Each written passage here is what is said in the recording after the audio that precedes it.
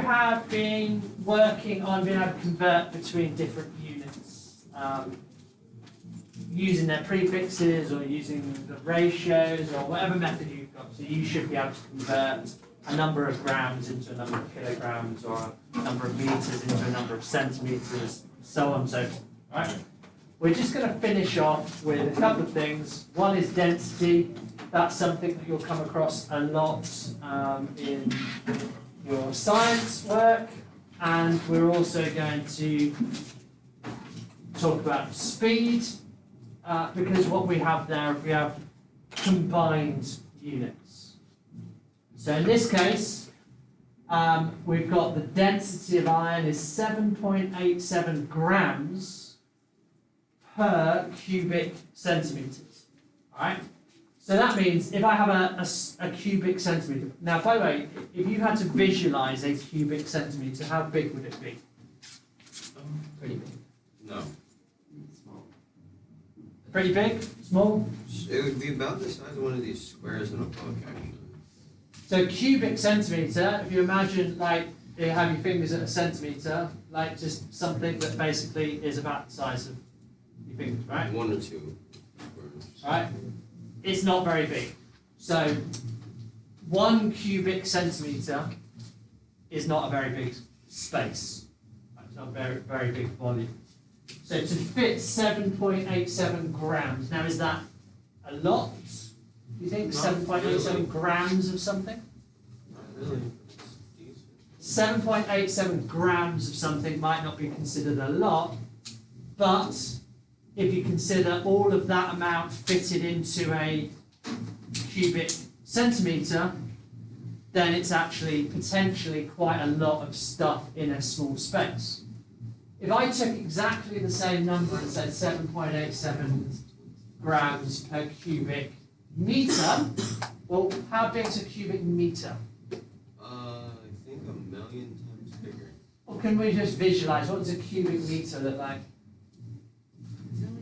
A meter to the meter. Yeah. So a cubic metre would be 1 metre thick by 1 metre thick by 1. Now if I fitted 7.87 grams of something into a cubic metre, it'd be quite light, right? You just pick that up. Absolutely no problem, right? It'd be super lightweight. So to convert this, we have 7.87 grams for every 1 cubic centimetre. All right? So I'm going to keep this consistent again. I'm going to say, I'm going to set up a ratio of grams per cubic centimetre. All right? And it's going to be 7.87, okay, to 1. And we want to get this, though, into kilograms and cubic metres. So any ideas? Anyone got ideas how you would go about this anyway?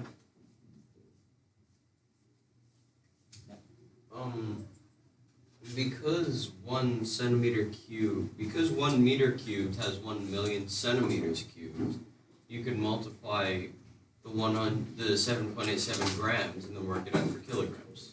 Okay, so we've got centimetre cubed. I want to know how much, if I scale this up to cubic metres, if I multiply that by, so what's centimetre cubed to metres cubed? How do you do it? We times by, you said 1,000,000. Yeah. Is everyone okay with that? How do we know? How can you justify? Everyone, I know you're alright with it because you worked it out. Everyone else is going, yep, absolutely fine with that. Don't listen to anything else you say, Gordon, but they're quite happy with listening to it. Yeah. You want to justify? Anyone? You've all said, yeah, that's fine. Give a reason.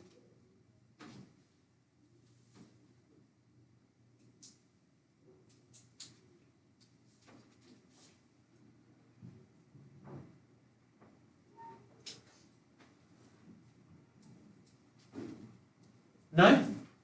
Does that mean you have no idea? You just believe in it? So you wouldn't be able to do it yourself? No. No? So we should be able to. So let's work out. Let's go back a level then. And yes. So do we have to use the centimeters cube, or can we just Well, that's what use we're the given. grams? Because it says from grams to kg, so if we could just use the chart thing with the like. Well, we are using the chart thing, but we're going to have to use the chart thing for both the units. All right. So basically, what I'm saying is, if it's 7.87 grams for every centimetre cubed, I'm going to do it in two ways. I'm going to do it in two steps. One is to work out how many grams would it be if I scaled that up to a cubic metre. So basically, I'm taking the volume and saying how many of those do I need to be 1 cubic metre. And then I will say, well, if that's how many grams it is, then I can convert the number of grams into kilograms. Now I could say, well, how many kilograms would that be in 1 cubic centimetre? And then scale it up. But either way, I've got to figure out how many cubic centimetres make 1 cubic metre. Alright, so Gordon's told us that it's 1 million. The rest of you have nodded your head and gone, yes, I'm happy with that, but can't tell me why. So let's have a look. Alright? If I've got cubic centimetres and I want to go to cubic metres. Yeah? How many of these make one of those?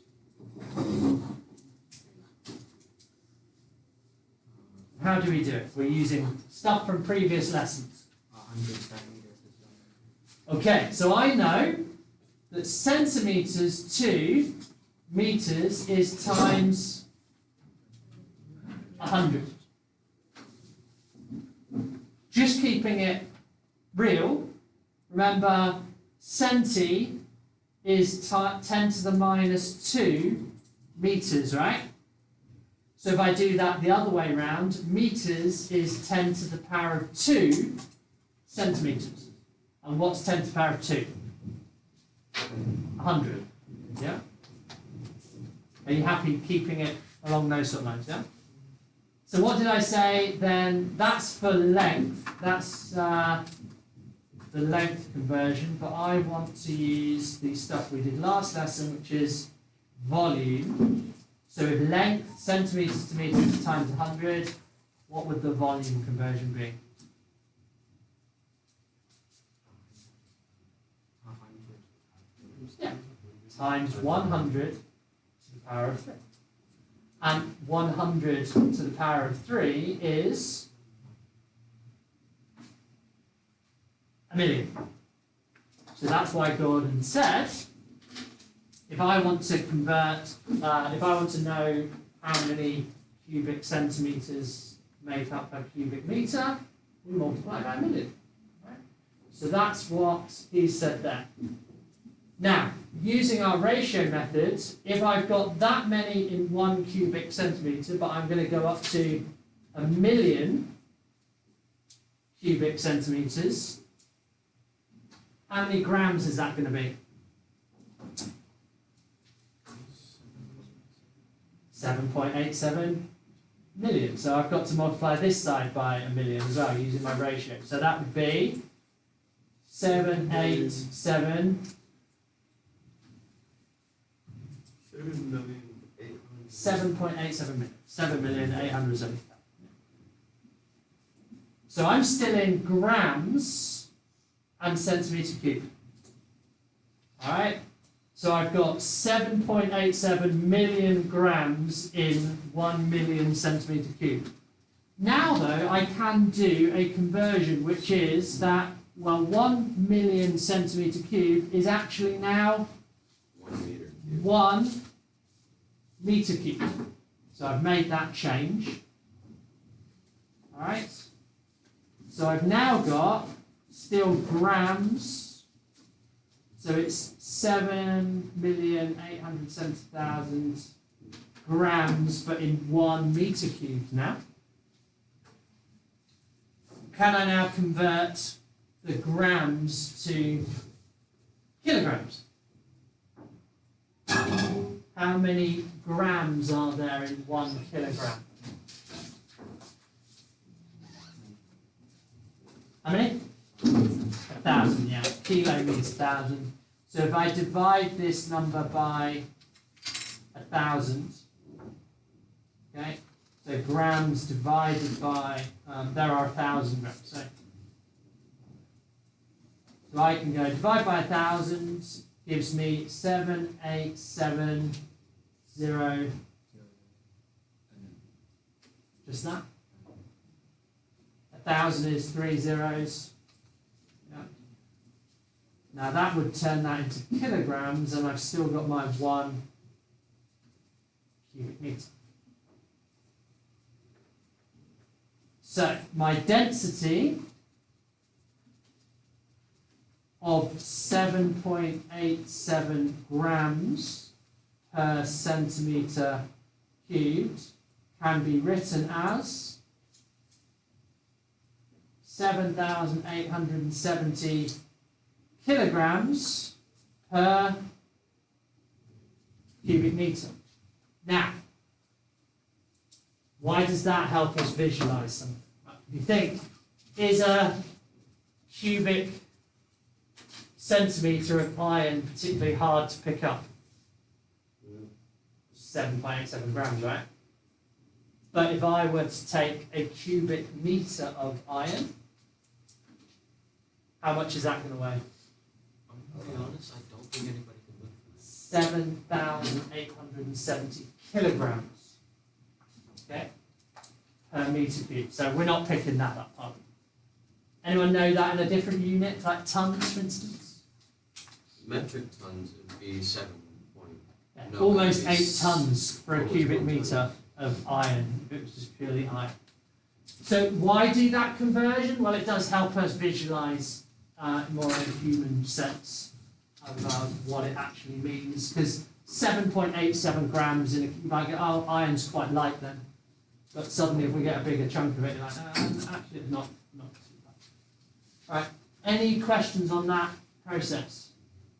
No, all good.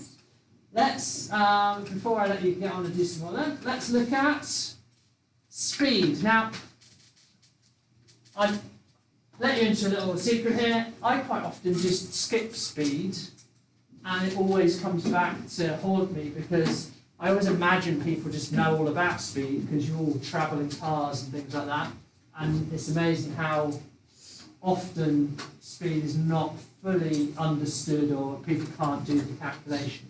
All right. So this is why we'll definitely have a look at one example. Some of you, if you ride your bikes, so I'm sure some of you have done it underage, and so if you take notes of what's happening when you're driving the car and stuff, you'll make more sense. Some of you that never think about it, like, oh, how does that work? What does a speed limit, or even, let's forget speed limit word, let's just say, what is a speed of 70 miles per hour? What does that actually mean in real life? Hey? It is fast, yeah. What does it actually mean? In an hour you would travel 7. Exactly that, yeah. It means in an hour I would travel 70 miles. Alright? So 70 miles covered in an hour. It's amazing how many people don't really realise that aspect of it. Right? So if I did miles and hours, my ratio would be 70 miles in 1 hour. You're happy that that's fast? Yep.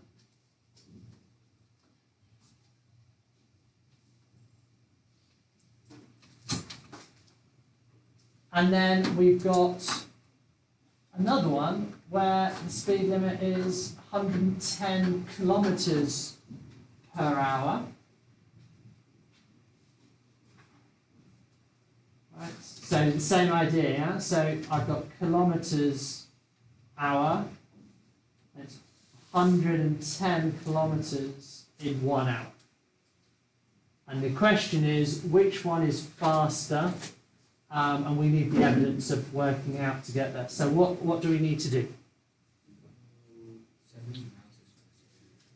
But I need an actual number. I need you to tell me. It makes sense, doesn't it? Some of you can visualize that, but I need an actual calculation. So how do we make the calculation? Convert the kilometers to miles. Okay. Another option would be to convert the miles to kilometers. Up to you. All right. Which one do you prefer? Miles per hour. You want to work in miles per hour. Okay. So we're going to convert kilometers to miles. That's your plan. All right. So we want to convert to miles per hour. So what do we need? Now this one's a bit easier than the other one because we don't actually have to convert the hours. The hours can stay exactly as they are. But we do need a conversion, don't we? We need the kilometres to miles conversion. Does anyone remember it without having to look it up? Roughly 1.6 to 1. Yeah. Which one?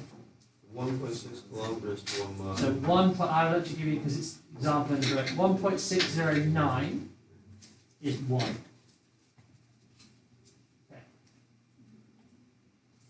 So using that and using our ratio skills, how do I work out how many miles I've got in 110 kilometres? So if we divide that by 1.609, we should get how many miles that is. Now, one thing to note here, when we write equivalent ratios, we do the same to both sides. Why am I not doing that on this occasion?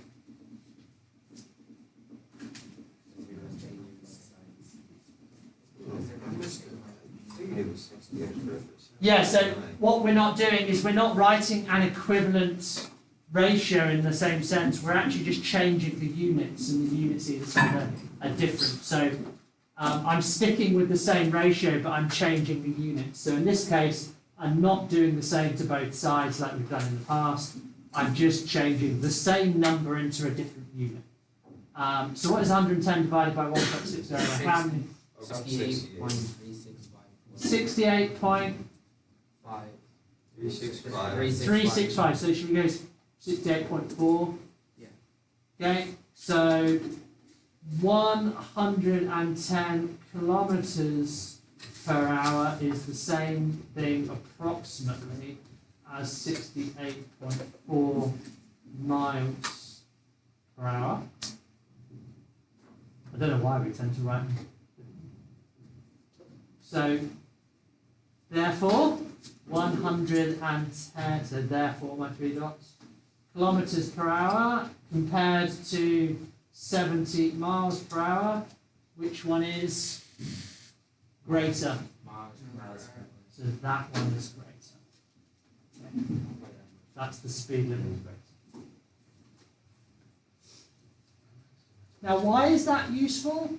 Well, when I lived in Switzerland, for instance, my car that I took over there was from the UK and it was all in miles per hour on the clock, but their speed limit was 120 kilometers per hour, 130 in some places, 110 in some places, and I did have to do a mental calculation each time. It was like, well, am I speeding or not? It was just general, roughly, but that's what I had to do. Central, you have to do. Most cars nowadays have both on the speedometer. Yes, they do. They didn't at the time. The one I bought didn't. All right. Got it? Easy enough. You keeping the ratio stuff. So over to you. This is where we are. Converting compound measures, page 233. We've just done the density one. You've got some more density. You've got some speed. That's the last of it. Converting. That's just currencies and stuff. Changing between. We've done that. So the only thing we've got left today is to do that, and then tomorrow we can start reviewing for the exam. there you go. Start page 233, your textbooks.